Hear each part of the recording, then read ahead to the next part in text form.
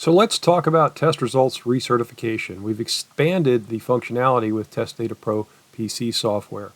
So maybe you selected the wrong test limit. No problem, we got you covered. Cat 6 to 6A, 5E to 6A, maybe going from an ISO limit to a TAA or vice versa, or you want to add the DC resistance unbalance for the plus parameters for PoE. We've got you covered.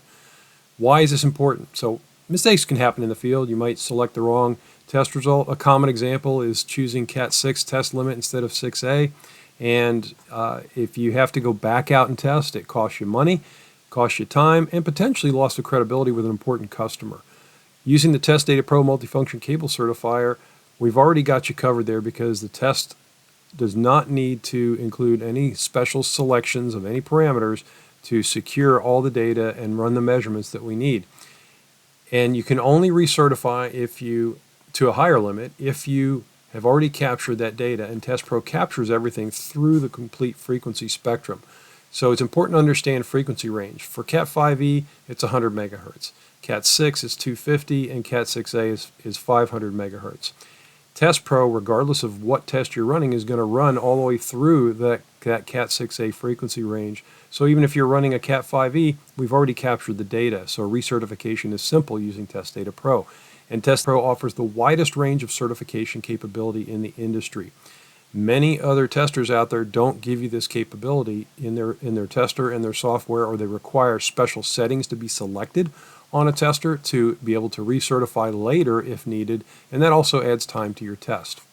So here's a quick look at permanent link recertification. The top chart shows Test Pro, and you can see if you've tested 5e, you can recertify to anything above, including the international limits. Same thing with Cat 6, 6a, and if you've certified to the ISO limits, you can also certify the other direction to TIA. There are many other limits as well, and I'll show you a drop down that shows those. The chart on the bottom is the other major test equipment manufacturer. They may or may not have the capability, in many cases don't have the capability to do recertification, or you may have to select special test options, adding time to your test to even be able to do any recertification. Same thing for channel. It's the same chart, just channel versus permanent link. So let's go ahead and take a look at a test here.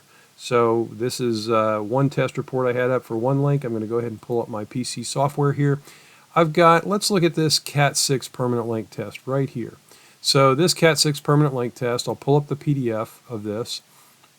And here we see it was run. We've got the permanent link adapters. We see all the details about the test. It is a Cat 6 permanent link, and we want to go ahead and recertify this to 6A. We meant to do this as 6A, but we accidentally ran the test as Cat 6.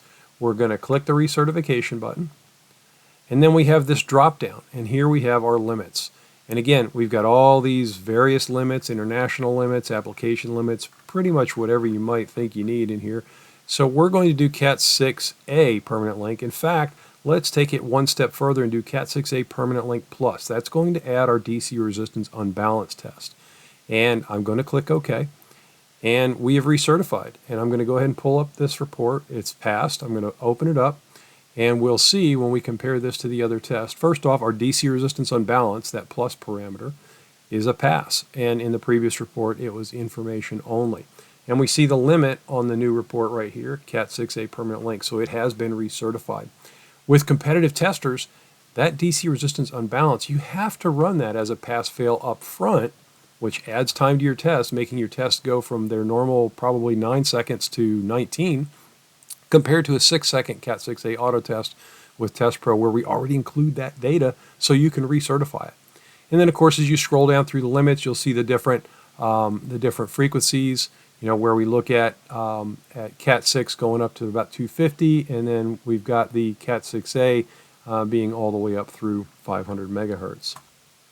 And that concludes our brief video on recertification of copper test results. Thank you very much for your time. Please visit www.aem-test.com for more information.